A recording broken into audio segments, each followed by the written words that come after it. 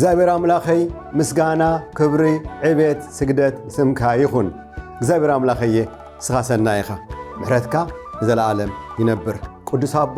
መንፈስካ ከደግፈኒ ግላያኻ ኣብ ቅድሜኻ ደው ኢሉ ኣሎ። ክትግፈኒ ክትሕግዘኒ ኣቐዲመ መስክነካ ክትፈትዎ ወድኻ ስም ኢየሱስ ኣሜን። እዚ ወንጌል ሰላም መልዓለም ኣገልግሎት ወንጌል ሰላም ወንጌል ብስራት እዩ። የማን ጸጋም ነነይ ዝይብል ጽሩዕ ዕላማ ዝሓዘ 1 million souls for Christ. One soul in one nation at a time, anywhere in any place, at any cost and sacrifice. ብዝብል ጽኑዕ ዱልዱል መርሖ ተመስረተ ሚኒስትሪ እዩ። ክብሪ ንስሙ ይኹን። ናይ ሎሚ መልእኽቲ ኣርእስቲ እግዚአብሔር ምእማን ገደብ የብሉን ወሰን የብሉን ደረት የብሉን መበል 158 ክፈል ሎሚ ንሪኦ ብዛዕባ ህይወትን እምነትን ነቢይ ዮኤል መልእኽቲ እዚዩ ኣስታት 2 ዓመት ዝወሰደ ነዊሕ ግዜ ዝወሰደ ንምንታይ ነዊሕ ግዜ ወሲዱ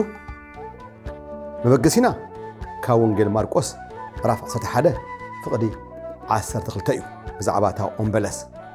ጎይታ ኢየሱስ ምስ ረገማ ጽቢሕቲኡ ጴጥሮስ ንዓ ጠሚቱ ካብ ስራ ነቂፃ ምስ ረኣያ ምስ ተገረመን ምስ ተደነቐን መልሲ ጎይታ ኢየሱስ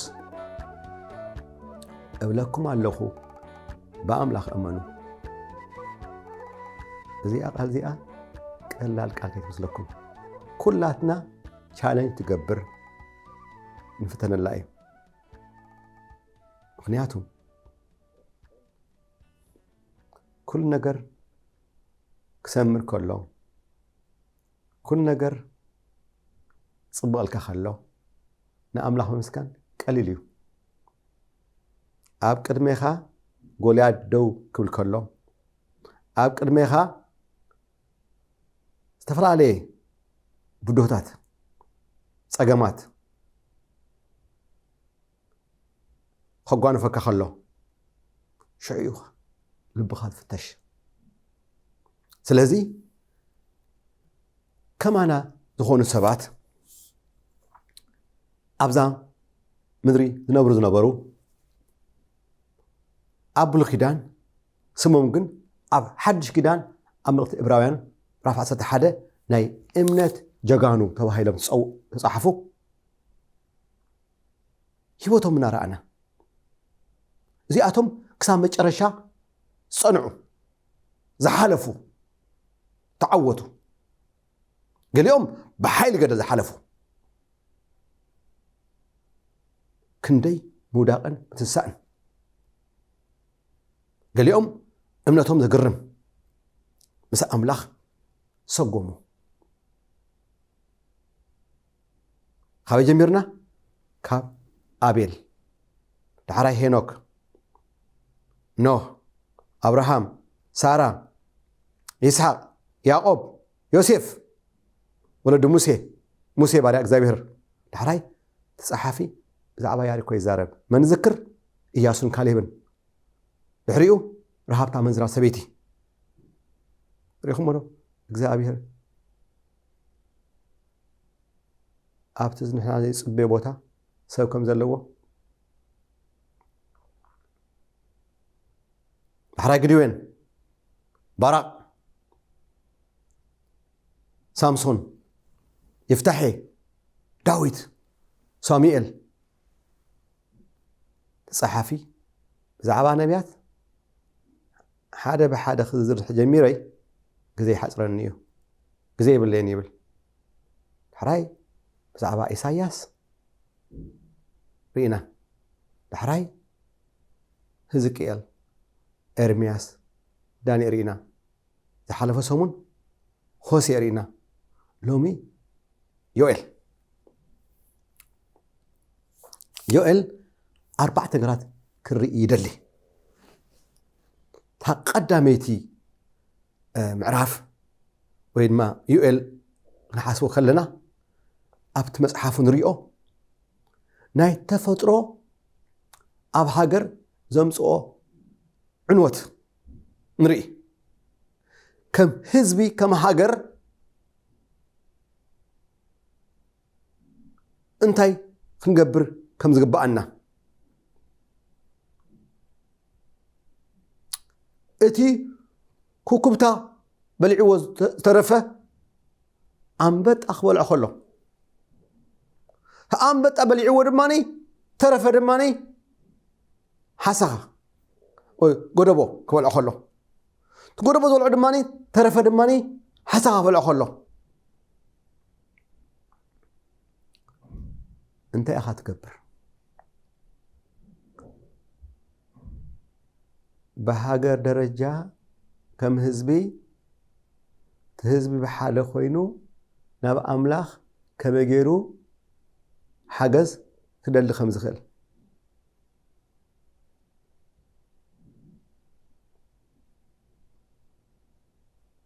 ናና ህዝቢ ግን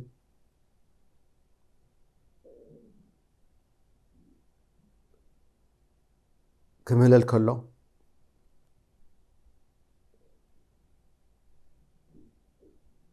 ኣብ ልበይ ዓብይ ጎሃይ ኣሎ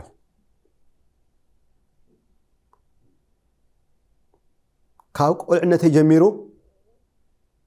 ህዝብና ጸሎት ክበሃል ከሎ ምህለላ ክበሃል ከሎ መዓልቲ እንዳቆፀረ ሎማ እንታይ እዩ ኣቡነ ኣረጋዊ ይምህለል ሎሚ እንታይ እዩ ሚካኤል ይምህለል ሎሚ እንታይ እዩ ገብርኤል ይምህለል እቲ ፍቅዲ መወዳእታ የብሉን ደቂ እስራኤል ግን ሓደ ኣምላኽ ከም ዘሎ እዮም ዝኣምኑ እቲ ሓደ ኣምላኽ ናይ አብርሃም ናይ ይስሐቅ ናይ ያዕቆብ ኣምላኽ ያህዌ እሱ እዩ ተኣምላኽ ኣብ ሓድሽ ኪዳን ንነብር እግዚአብሔር ኣምላኽ ወዱ ኢየሱስ ክርስቶስ ናብ ምድሪ ለኣኾ ነገራት ንጹር ክገብሮ ንጹር ክገብሮ ምእንታን ብዛዕባ ጸሎት ኣብ ወንጌል ማቴዎስ ኣብ ወንጌል ማርቆስ ኣብ ወንጌል ሉቃስ ወንጌል ዮሐንስ ሓደ ክድምር ሓደ ንጹር ከም ዝኾነ ከም ኣገይሩ ንጹር ትገይርዋ ስለዚ ምእንቲ ሰብ ከይዋኻዕ ከይደናገር ጸሎትና ክስማዕ ብስመይ ናብ እግዚአብሔር ኣቦ ጸልዩ من يحجزنا منفس قدوس منفس أملاك أكاله سلاسي سلازي تحصلت بمنفس قدوس حاجز باسم يسوع ناب إجزابير أبو إجزابير أبو بسماي أو زفان الله أبي ما نودما ودو يسوع كريستوس الله تقميت أمر من الله منفس قدوس سلازي ሓደ ኣምላኽ ስላሴ እዚዩ ካብዚ ወፃእ ካሊእ ጸሎት ካሊእ ስም ጽዋዕ ኣብ ቅድሚ ኣምላኽ ተቐባልነት የብሉን ናሕሲ ሓሊፉ ኣይኸይድን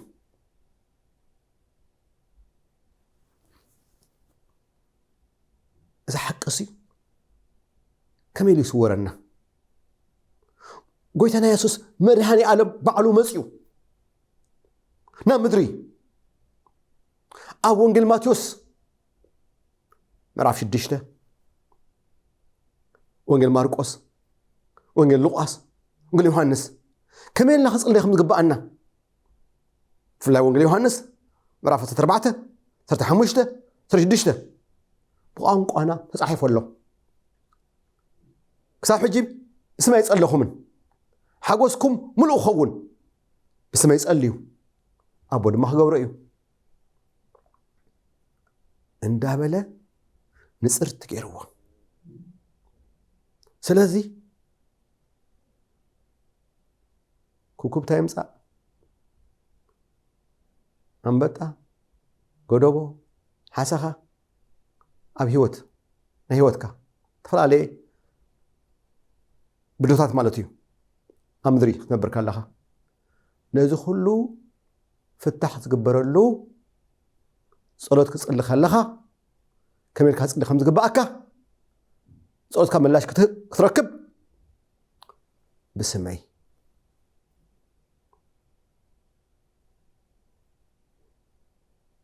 سمع حويه حفتي كورا سمعتي أنا زولو قدفومو بعلها جزيو شركة مصحف ماتيوس ماركوس لوقاس يوحنس أنببو حدا بحدا خوفيلك ويتا يسوس بعلو تدارو سمعها نعو أي سمع انت هلكاجن أي أمن انت هلكاجن يورتا منو قبريك أنا دحراي أبيوئل معرف حدا كاب أسلس تستطيع ربعته إجزاء أبيهر نسأقامو فتح كبهم مقدي خريقهم كله نري إجزاء أبيهر أب زخون حجر أب زخون ختمة فتح خمس خدل خلو نبي إذا خير مثلكم نبي مسء نافتهم كهنات كشاوشتي مقابيان نأزكي وكلنا إنا أمدر زولنا زولو حلافنا تالونا نيوئل تيولم أتم أقلقلتي أملاخ كل تخدينكم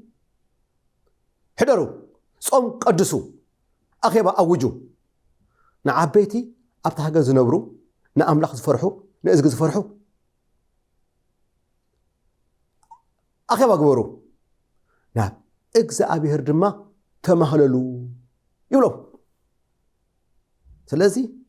إجزاء أبيهر نافتا محبري زمسن تمنا أملاخ زوكلو أمدري أب كل حجر نابتم فتحيزو نابتم كل الشارع يمسنين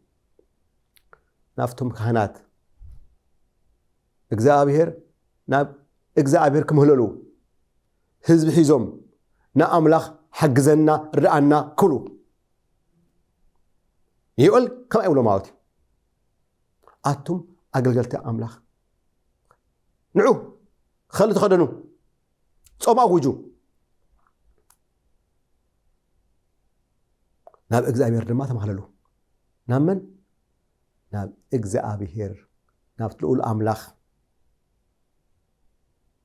ناي أبراهام ناي إسحاق ناي يعقوب أملاخ نعنا بخريستوس أملاخنا زخونة سالسيتي أبي يقول سلسة أسرة حمشته حنت قال يقول يزارب معالت إجزاء أبيهر قريبا لا يبل سمع حويه سمع حفتي إذا قال زيئة تداقي ما يتصوع معالت إجزابير قريبا أيا إلو يقل زارب نبي سياسون تقيسوا له نبي سكيل تقيسوا له نبي أبديا نبي عموس نبي صوفانياس نبي مكياس معالتي إجزابير قريبا الله أب حدش كدان ذا قازيئة يدقموا هوريات تايا تمعالت سا معالت فردي أب سماي كلتا بيت فرد اللوا تحانتيت كالا قرنطوس حمشت عسرته تحانتيت رأي يوحنس معرف 10 كاب 11 كساب 14 فراري حدا እዩ ኢየሱስ ክርስቶስ አቦ ንወዱ ህወዩ ክፈርድ ኣብ ወንጌል ዮሐንስ ምዕራፍ 5 22 23 ታ ቀዳመይቲ ቤት ፍርዲ ነቶም ብጸጋ ዝደሓኑ በመስቀሉ በትግብር መስቀል ዝደሓኑ ህይወት ዘለዓለም ዝረኸቡ ኣብ መላእ ዓለም ፋሒሎም ዘለዉ ስም ቤተ ክርስትና ካብ ዘይግድስ እግዚአብሔር ኣብ ኩሉ ቦታ ኣብ ኩሉ ቤተ ክርስትና ናሃቱ ዝኾኑ ሰባት ኣለዎ ስለዚ እዚኣቶም ኣብ ቅድሚኡ ይቐርቡ ታይብለና ያኔልካ ነፍስ ወከፍና ብስጋ ከለና ዝገበርናዮ ሰናይ ወይ ክፉእ ምእንቲ ክንቀበል ኣብ ቅድሚ መንበር ፍርዲ ክርስቶስ ክንገሃድ ይግባአና ደው ክንብል ይግባአና ክንቀበል ሽልማት ስልማት ዓስቢ ማዕረግ ንያቱም ናብ መንግስት ሰማያት ተኣቱ ጸጋይ ኣኸድሓንኩም ይብለና ኣብ ኤፌሶን 2:5-7-8 በቲ መስቀል በቲ ግብሪ መስቀል ግናኸ ታ ብነጻ ተቐበልካያ ህይወት ኣብ ምድሪ ከመይ ጌርካያ ከመይ ሒዝካያ ኣለኻ ኢኻ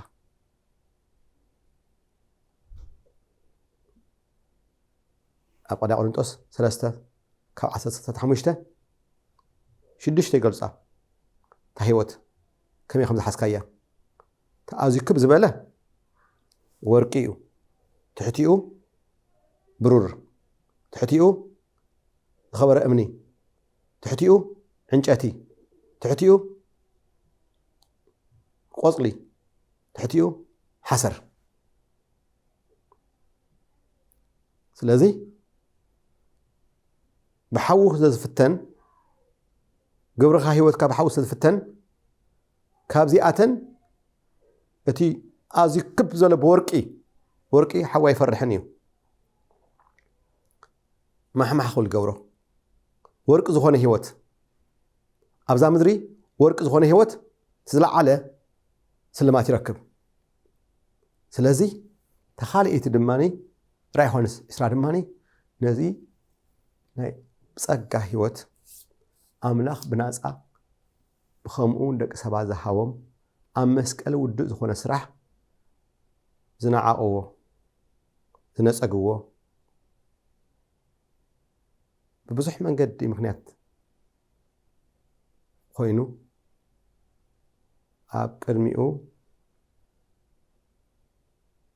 ቀሪቦም እቲ ጻዕዳ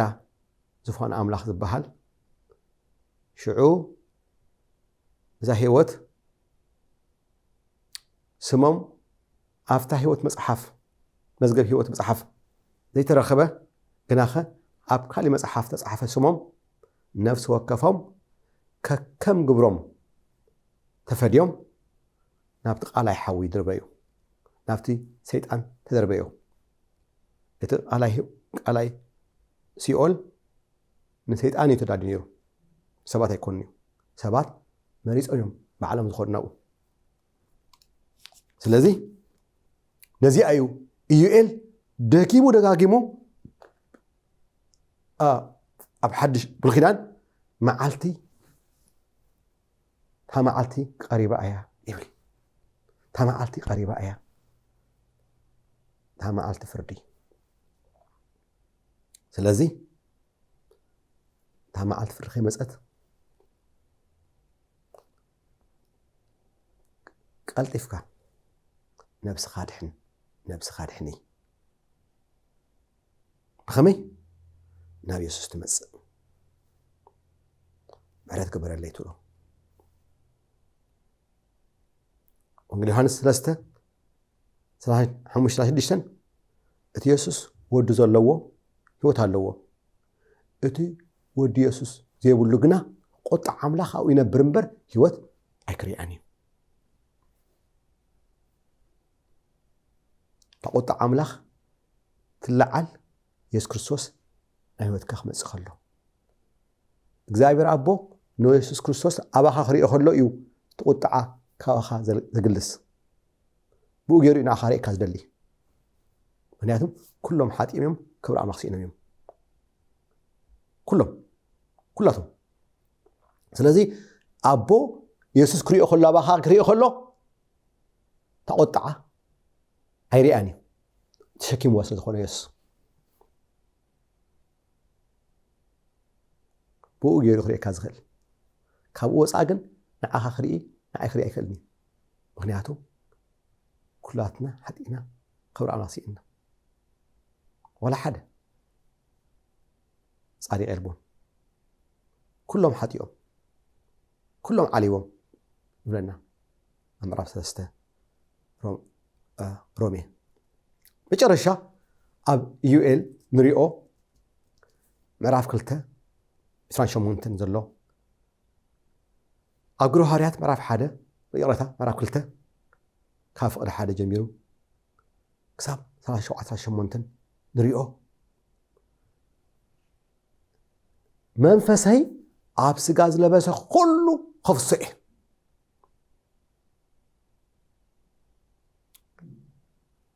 ኣብ ብሉይ ኪዳን ኣብ ውስናት ሰባት ዝነበረ ኣብ ነገስታት ኣብ ካህናት ኣብ ነቢያት ጥራይ ዝነበረ ኣብ ሓድሽ ኪዳን ይመጽእ እሞኒ ዘመን ተሓድሶ ሰባት ንኣምላኽ ክሕግስዎ ዘይኽእሉሉ ዘመን መንፈስ ምስ መጸ ግን ህይወቶም ተቐይሩ ተሓዲሱ ንኣምላኽ ከምልኹ ንኣምላኽ ክስዕቡ ንኣምላኽ ክሰግዱ ንኣምላኽ ክሕግስዎ ንምንታይ መንፈሱ ይእትዎ እሞኒ ስጋ ልቢ እቲ እምኒ ዝኾነ ልቢ ወፂኡ ስጋ ልቢ ዝኾነ ንኣምላኽ ክትነብረሉ ትኽእለሉ መገዲ ጸጋ ኣምላኽ እቲ መንፈሱ ናባኻ ክመጽእ ከሎ ኣብ ስጋ ዝለበሰ ቶም ሐዋርያት ደቂ እስራኤል ጥራይ መሲልዎም ነይሩ ብሓራይ ኤፌሶን ምስ ከዱ ምስ ረኣይዎ መንፈስ ኣምላኽ ናብቶም ኣሕዛብ ምስ መጸ ንኣሕዛብ እውን ዘመን ተሓድሶ ኣምፂሎም ኣሎ ንዓቶም ብድሓን መፂሎ ንኹሉ ኢለካ ኢሉ ሽዑ እታ ነገር ናብ መላእ ዓለም እያ ንኹሉ ሰብ ስጋ ዘበለ ኩሉ ናብ ኣምላኽ ይምለስ ስጋ ዝለበሰ ኩሉ ብመንፈሱ ክሙላእ መስማዕ ሓወየ እዚ ኢየሱስ ናብ ህይወትካ ክመጽእ ምሳይ ዝሓጻር ጸሎት ክጽሊ ልምነካ ኣለኹ ብርክ ክበል እዳውካ ናብ ሰማይ ዘርግሕ ምሳይ ሓብርካ ጸሊ ወኢየሱስ ነመስግነካ ነባረኸካ ኣሎና ወኢየሱስ ምሕረት ግበረለይ ደንግጸለይ ብሓጢኣተይን በለለይ ድማ ይእመን ጎይታይ ንዓና ኣብ ህይወተይ ሓድሽ ህይወት ሃበኒ መንፈስካ ምልኣኒ ህይወተይ ክሕደስ ክስዕበካ ጎይታይ ይርዳእኒ ወኢየሱስ ንዓና ኣብ ህይወተይ ስማዕ ሓወየ ጸሊኻ ዶ ጽቡቕ ጌርካ ኢየሱስ ዓቦ ኢየሱስ ዕርፊ ኣብ ኢዱ ሒዙ ድሕሪ ጥምት ንመንግስቲ ኣምላኽ የበቅዕኒ ኢሉ መስቀሉ ተሰኪሙ ዘይስዕበኒ ንዓይ ብቑዕ ኣይኮነን መስቀል ሓሰር መከራ ጸርፊ ውርደት ስቃይ ዝሓዘ እዩ ጡፍ ዝበለሉ ብዘንጊ ርእሱ ዝሃረሙሉ ዘላገጽሉ እዩ ግናኸ ሞይቱ ተሲኡ ትንሳኤ ኮይኑ ንምንታይ ሞይታ ከይተርፍ ሞይትካ ከይተርፍ ትንሳኤ በረኸት ዓወት እዩ እሞ ኢየሱስ ዓቦ ኣሳሰርሶ ዓቦ ክመጽእ እዩ ታ ግዜ ቀሪባ እያ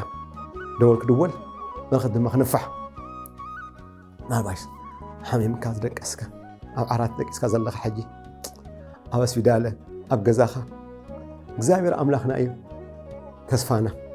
እሱ እዩ ጽላት 5:6 ኣነ እግዚአብሔር ኣምላክካ ፈዋሲኻ ኣምላኽ እየ ዝበለ ስለዚ እዳውካ ዘርግሕ ወእግዚአብሔር ኣምላኽኒ ንዓኻ ኣሚነይ እዳወይ ዝርግሕን ኣለኹ ወኢየሱሰይ ነትፋሕ ዝበለ ህዝቢ ምስ ረኣኻዮ ደንገጽካሉ ንህዝብና ክድንግጸሉ ይልምነካ ኣለኹ ኣብ ከተማ ኢየሩሳሌም ከተማ ይሁዳ ከተማ ሰማርያ ዝገበርካዮ ኣብ ከተማና ክትገብር ይልምነካ ኣለኹ በሰዓቱ እዚ ሕማም ዘበለ ቃንዛ ዘበለ ስቃይ ዘበለ ብስሜት ይዘካ ኣለኹ ጠስሚ ኣብ ሓውኹም ዝመክኽ ምኽኽ ብርሃን ኣምላኽ ናብ ገዛኹም ይእቶ ብርሃን ኣምላኽ ናብ ገዛኺ ይእቶ ሰላም ኣምላኽ ናባኹም ይኹን ወጎይታ ይመስግነካ ይባርከካ ኣለኹ ክብሪ ይበካ ኣለኹ ወየሱስ ኣብ ዘመንና ሕያው ከም ዝኾንካ ወለዶ ይፍለጥ ወጎይታ ተመስገን ስማዕ ሓወየ ኣፍካ ክፈት እሞ ንኣምላኽ ኣመስግኖ ንስኻ ሓንቲ እርምጃ ስጉምቲ ትወስድ ከለኻ ንሱ 7 ስጉምቲ ይወስድ ንምንታይ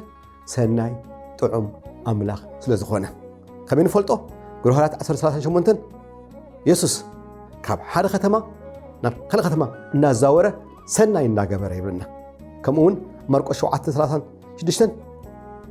ሓለፋ ኩሉ ተገርቡ ይብለና ንምንታይ ኩሉ ጽቡቕ ገበሮ ስማዕ ሓወየ እዚ ሰናይ ኣምላኽ ጥዑም ኣምላኽ እዩ ኣብ ህይወትካ መፅኡ ሰናይ ክገብር ይደሊ ዘሎ እሞ ሎም ኣብዛዝም ኣለኹ ኣብ ቀጻላይ ዛይ መንገዲ እዩ ዝብል መበል 159 ንረኸብ ደሓን ኩን ባባይ